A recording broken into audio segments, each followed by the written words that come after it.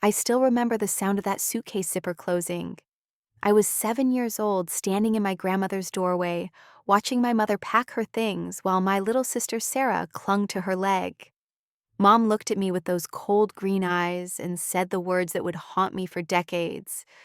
I cannot force myself to love you the way I love your sister. It is better this way. She took Sarah's hand, walked out our front door, and drove away without looking back. But that was just the beginning of my story. Before I tell you what happened 25 years later when she showed up at my door, let me know where you are watching from. Hit that like button if you have ever felt abandoned, and do not forget to subscribe, because this story has a twist you will not see coming. The first few years after Mom left were the hardest. Living with my grandmother Dorothy in her small house in Ohio felt like being placed in a different world entirely. Grandma was already 72 when I moved in permanently, her hands shaking from arthritis, her breathing labored from years of working in dusty factories. But she never complained about suddenly having to raise a heartbroken 7-year-old. Our house sat on Maple Street, a quiet neighborhood where everyone knew each other's business. The yellow paint was peeling the front steps, creaked, and the heating system worked only when it felt like it. But it was the only real home I had ever known. Grandma worked part-time at Henderson's tailoring shop downtown, mending clothes for $20 a day. It was barely enough to keep us afloat. I learned to take care of myself quickly. By age 8, I was making my own breakfast, packing my lunch, and walking to school alone. Grandma would leave me notes on the kitchen table. Soup in the fridge, honey. Heat it up slow. Love you to the moon. I kept every single one of those notes in a shoebox under my bed. School was its own kind of challenge. When other kids talked about their families, I would make up stories. My mommy is traveling for work. I would say, my cheeks burning red. She will be back soon. The lie became so familiar that sometimes I almost believed it myself. During parent-teacher conferences, Grandma would come in her best dress smelling like lavender and determination. She never once made me feel like a burden, even though I could see the worry lines deepening around her eyes. The truth about my father came in pieces. His name was Daniel Rodriguez, and he had died in a car accident when I was 5. Grandma kept his pictures in the living room, and I would stare at them for hours, memorizing his dark hair and gentle smile. "You have his eyes," she would tell me, "and his stubborn streak." The house we lived in had been his childhood home, passed down through 3 generations. Along with it came a small life insurance policy that helped pay for basic expenses. Sometimes I would overhear conversations between Grandma and her sister, Aunt Patricia. They spoke in hushed tones about Mom and Sarah, who had moved to California. "Linda always wanted more than she had," Aunt Patricia would say. "That girl was born restless." I learned that Mom had found work at a restaurant in Los Angeles, and that Sarah was enrolled in a good school district. This information felt like shards of glass in my chest. If they were doing well, why had not Mom taken me too? The loneliness was crushing. I would lie awake at night listening to Grandma's labored breathing through the thin walls, wondering what was wrong with me that made me so easy to leave behind. I created elaborate fantasies where Mom would return crying and apologizing, begging me to forgive her. In these daydreams, I was always gracious and forgiving, the perfect daughter she had somehow failed to see. To cope with our tight finances, I started collecting aluminum cans when I turned 11. Every weekend, I would walk through our neighborhood with a large garbage bag searching for discarded bottles and cans. The recycling center paid 5 cents per can, and on a good day, I could earn $15. It was not much, but it meant Grandma could buy name brand cereal instead of the store brand that tasted like cardboard. Grandma never asked me to help with money, but I could see her counting bills at the kitchen table late at night, moving numbers around on scraps of paper, trying to make everything add up. The winter I turned 12, our heating bill was so high that we spent most evenings huddled together on the couch under quilts, watching old movies on our ancient television set. "This is cozy," Grandma would say, but I could feel her shivering beside me. I threw myself into schoolwork with desperate intensity. Every A grade, every perfect attendance certificate, every teacher's compliment felt like evidence that I was worth keeping. Maybe if I became exceptional enough, Mom would hear about it somehow and realize her mistake. I stayed after school for tutoring sessions I did not need, joined every free club available, and spent hours in the public library doing homework under fluorescent lights. The house held memories of my father everywhere. In the basement, I found boxes of his belongings, high school yearbooks, vinyl records, and photo albums chronicling a life I had barely been part of. Looking through these pictures, I could see myself in his facial expressions. The way he tilted his head when he smiled, the way his eyes crinkled at the corners. Grandma told me stories about how he used to fix cars in the garage, how he would sing off key while making Sunday breakfast, how he had cried when I was born because he was so happy to have a daughter. "Your daddy loved this house," she would tell me while we folded laundry together. "He always said he wanted to pass it down to his children someday. He would be proud to know you are living here, keeping his memory alive." These conversations filled me with a sense of purpose I had never felt before. I was not just existing in this house, I was honoring my father's legacy. When I turned 16, Grandma's health took a sharp decline. The chronic cough she had been hiding became pneumonia, and pneumonia became something worse. I spent my junior year of high school traveling between classes and hospital visits, holding her hand while machines beeped around us. "You are going to be just fine without me," she whispered during one of our last conversations. "You are stronger than your mother ever was." She died on a Tuesday morning in March, quietly in her sleep at home. I found her when I came downstairs to make breakfast before school. She looked peaceful, finally free from the pain that had been eating at her joints for years. The funeral was small but meaningful, attended by neighbors who had watched me grow up and teachers who had become surrogate family members. The will reading revealed that Grandma had left me everything the house her savings account and a handwritten note that I treasure to this day. "Make something beautiful of your life, honey," it read. "You have everything you need inside you already." At 16, suddenly alone in a house that felt too big and too quiet, I had two choices: sink or swim. I chose to swim with everything I had. The insurance money from Grandma's passing, combined with her modest savings, gave me enough of a cushion to finish high school and apply for college scholarships. I threw myself into academics with renewed determination, graduating as valedictorian with a full ride to Ohio State University for business management. College was a revelation. For the first time in my life, I was surrounded by people who did not know my story, who saw me as just another student with dreams and ambitions. I studied relentlessly, worked part-time jobs, and spent summers back in the house on Maple Street, slowly transforming it. What started as basic repairs turned into a complete renovation project. The idea to convert part of the house into a bed and breakfast came during my sophomore year. Our neighborhood had started attracting tourists interested in Ohio's historical sites, and there was a shortage of affordable, charming places to stay. I used my business classes to create detailed plans, apply for small business loans, and navigate the maze of permits required to operate a hospitality business. By the time I graduated at 22, Dorothy's House was a successful 3-room bed and breakfast that stayed booked most weekends during tourist season.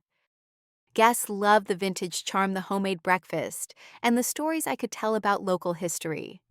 The business grew slowly but steadily, allowing me to purchase 2 additional properties nearby and expand into a small hospitality company. The work was demanding but fulfilling. I loved transforming neglected houses into welcoming spaces, hiring local people who needed flexible jobs, and creating experiences that made travelers feel at home. By my late 20s, I was earning a 6-figure income and had gained recognition in the local business community. The mayor invited me to serve on the tourism board, and the local newspaper featured me in their Young Entrepreneurs to Watch series. Despite professional success, my personal life felt incomplete. I dated occasionally, but relationships never seemed to stick. Marcus Thompson, a kind man who worked as a contractor on my renovation projects, was the closest I came to serious romance. We dated for 2 years, and I thought we might build something lasting together. But during one painful conversation, he told me I was too independent and emotionally unavailable.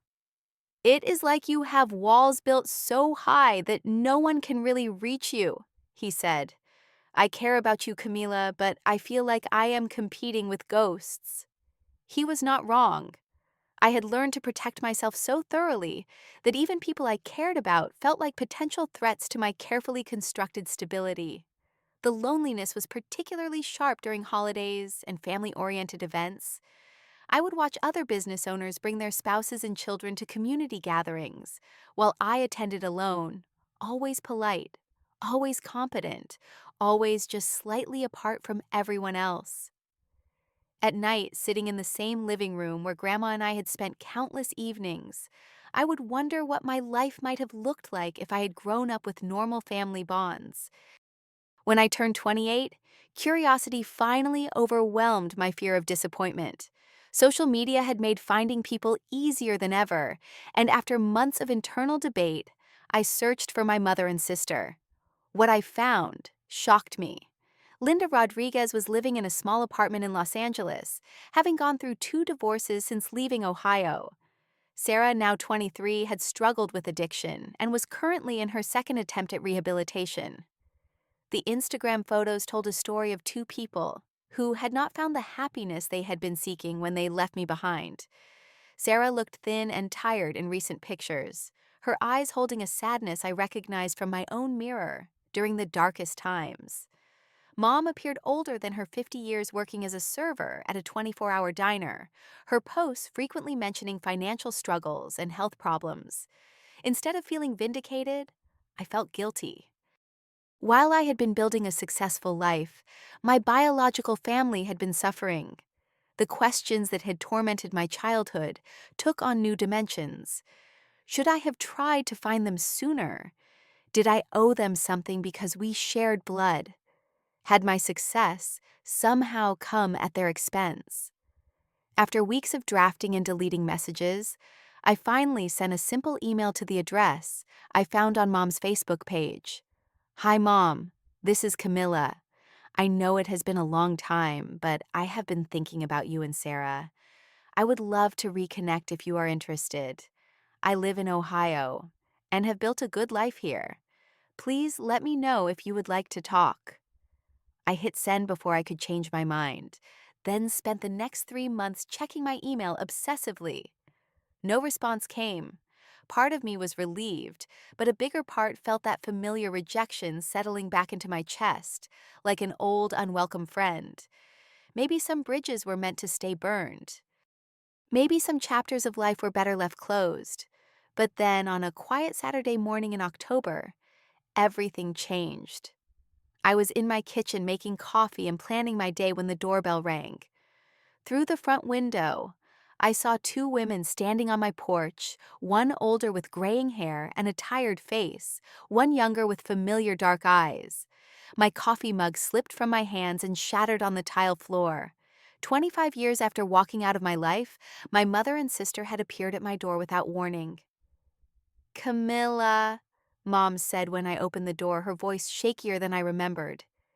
"You look exactly like your father."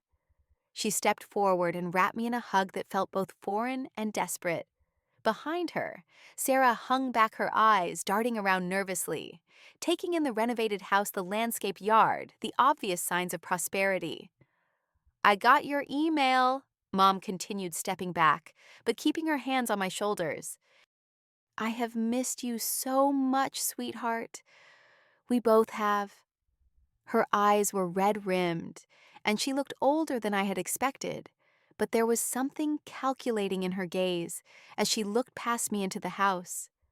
The next few hours passed in a surreal blur. I invited them in, made lunch, and listened to condensed versions of their lives over the past 2 decades. Mom talked about her struggles as a single parent, her failed marriages, the challenges of supporting Sarah through addiction and recovery. Sarah spoke little, answering direct questions with 1 or 2 word responses, her body language suggesting she would rather be anywhere else. Sarah just finished her program. Mom explained, her hand protective on my sister's arm. She is doing so well, but the transition is hard. We thought maybe some time in a stable environment with family might help her stay on track. The implication was clear: they needed somewhere to stay. Against every instinct screaming warnings in my head, I offered them my guest rooms. "Just until you figure out your next steps," I said, looking directly at Sarah. "Family should help family." Sarah met my eyes for the first time that day, and I saw a flicker of something that might have been gratitude or shame. The first week was like playing house with strangers who happened to share my DNA. I cooked elaborate meals, took time off work to show them around town, and tried to bridge 25 years of distance with forced conversations and shared activities. Mom seemed impressed by the business I had built, asking detailed questions about revenue, property values, and expansion plans. Sarah mostly stayed in her room, emerging only for meals and brief walks around the neighborhood. But gradually, warning signs began to accumulate. Mom made comments about how lucky I had been to inherit Grandma's house and Dad's insurance money, as if my success had been handed to me rather than built through years of hard work. She suggested that I had owed it to family to share my good fortune earlier. When I mentioned the lean years with Grandma, the nights without heat, the canned soup dinners, she waved dismissively. "Well, at least you had stability," she said. "Sarah and I were moving constantly, never knowing where our next meal was coming from." You cannot imagine how hard it was for me raising a child alone with no support system. I wanted to point out that she had chosen to leave, that support had been available if she had stayed, but something in Sarah's posture made me hold my tongue. This was clearly a familiar dynamic, and I did not want to make things harder for my sister. The phone calls started during the second week. Late-night conversations that Mom thought I could not hear, discussing the property and what she owes us, and making this work for everyone. When I walked into rooms, she would quickly end calls or change the subject. Sarah began avoiding eye contact altogether, spending more time out of the house walking aimlessly around our small downtown area. 3 weeks into their stay, I overheard the conversation that shattered any remaining illusions about their motivations.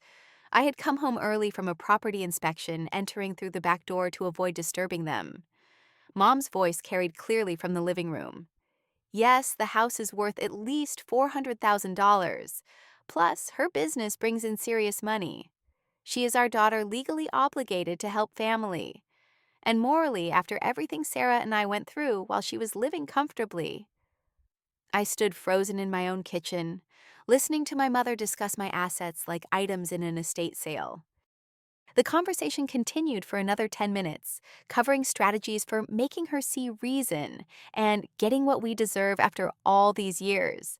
That evening at dinner, I asked directly, "Mom, are you here because you want a relationship with me or because you need money?" She laughed, a sound that did not reach her eyes. "Camilla, sweetheart, you are being paranoid. Can a mother not visit her successful daughter without ulterior motives?" But her tone carried a defensiveness that confirmed my worst suspicions. Sarah excused herself from the table and did not come back. Late that night, I found her sitting on the front porch, smoking a cigarette with shaking hands. "I need to tell you something," she said without looking at me. "Mom has been planning this for months, ever since she found your email. She told me you were successful and that you owed us because we suffered while you had it easy. But I see now, you were just a little girl too." Sarah's words tumbled out in a confession that painted a picture of manipulation and emotional blackmail spanning decades. Mom had consistently painted me as the lucky one, who had gotten everything while they got nothing. She had convinced Sarah that I owed them financial support, that my success was somehow built on their suffering. "She made me promise to help convince you," Sarah whispered. "But being here, seeing how you live, hearing the way the neighbors talk about you, you built all this yourself. You were abandoned too, and you still made something beautiful. I do not want to be part of taking that away from you." The next morning brought the ultimatum I had been dreading. Over breakfast, Mom laid out her expectations with startling directness. She wanted me to sell the house and split the proceeds equally between the three of us. Alternatively, I could transfer partial ownership to Sarah and provide monthly financial support for both of them indefinitely. "You got everything from Daniel," she said, her voice taking on a hard edge I remembered from childhood. "The house, the insurance money, the stability. Sarah and I got nothing but hardship and uncertainty. It is only fair that you share what should have been ours." When I refused, she played her final card, the revelation about why she had really left. "I could not stand living in his shadow anymore," she said, gesturing around the kitchen where Dad's presence still felt tangible. "This house reminded me of every dream I had given up, every compromise I had made. Taking Sarah was the only way I could start fresh, build something that was mine." "But I was his daughter too," I said quietly. "You were his copy," she replied without hesitation. "Looking at you was like looking at him, and I could not do it anymore. I thought time would change that, but seeing you now, you even gesture like he did." The cruelty of that statement hung in the air between us. After 25 years, I finally understood I had been abandoned, not for anything I had done, but for everything I represented. When I still refused to agree to her financial demands, Mom's mask finally slipped completely. She threatened legal action, claiming that as family members, she and Sarah had rights to Dad's estate that had never been properly settled. She had already contacted a real estate agent and a family lawyer. She revealed researching options for forcing a sale. "You can make this easy or you can make it hard," she said, her voice cold and businesslike. "But one way or another, Sarah and I are going to get what we deserve." That night, I sat alone in Grandma's old bedroom.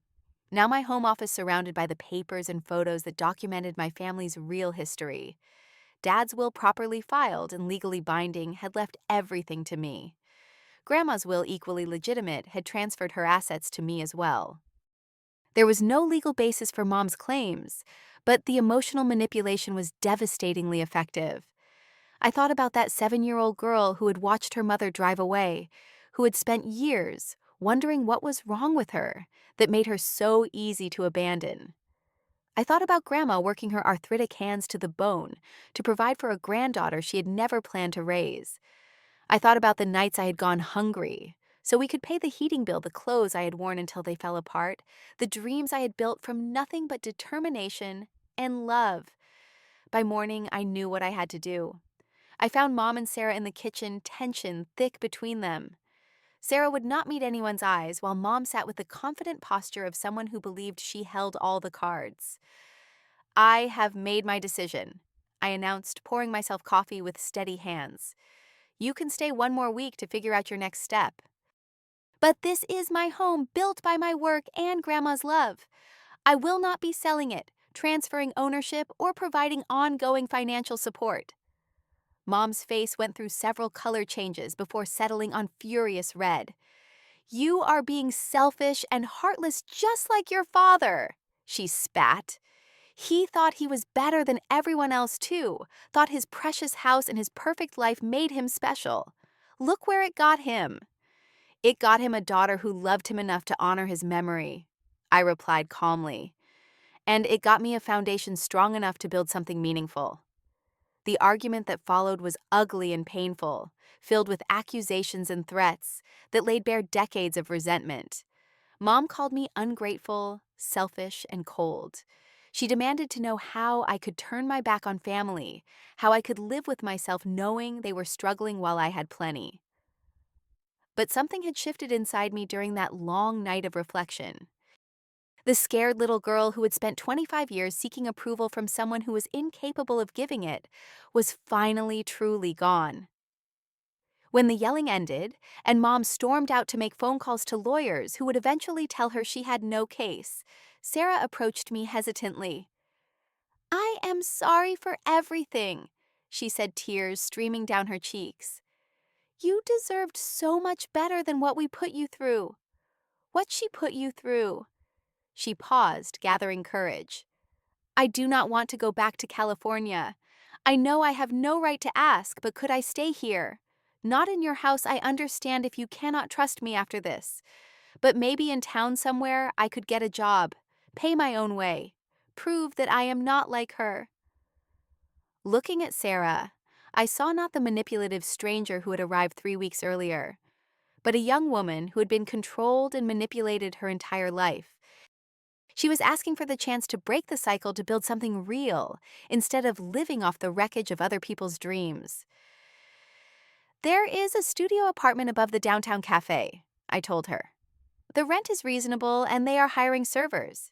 If you are serious about staying clean and building an independent life, I will help you get started. But this is your chance to prove you want something different. Sarah's relief was visible and immediate. For the first time since their arrival, she smiled, and I caught a glimpse of the little sister I might have known if our family had not been torn apart by one person's inability to love without conditions. Mom left 3 days later alone and still angry, but with no power left to hurt anyone. She had played all her cards and lost, not because I was cruel or selfish, but because I had finally learned the difference between love and obligation. Over the following months, Sarah and I built a cautious but genuine relationship.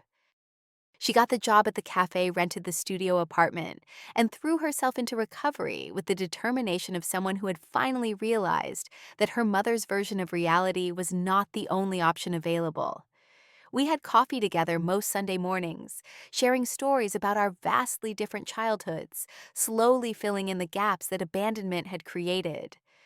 She told me about the constant moving the string of temporary father figures, the way Mom had used guilt and fear to control her decisions.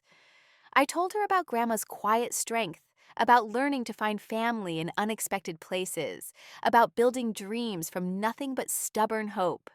6 months after Mom's departure, Marcus Thompson called me out of the blue. "I heard through the grapevine that you have been through some family drama recently," he said. "I wanted to check on you, see how you are handling everything." We met for coffee, which turned into dinner, which turned into long conversations that stretched late into the evening. "You seem different," he observed during one of these talks. "More at peace with yourself, like you finally figured out who you are when no one else is defining you." He was right. Confronting Mom's manipulation and rejection had forced me to face the wounds I had been carrying since childhood. But instead of being destroyed by the encounter, I had emerged stronger and clearer about my own values. "I spent so many years thinking I needed to be perfect to deserve love," I told him. "I thought if I just achieved enough or gave enough or proved myself worthy enough, the people who had abandoned me would come back and validate my existence. But love does not work that way."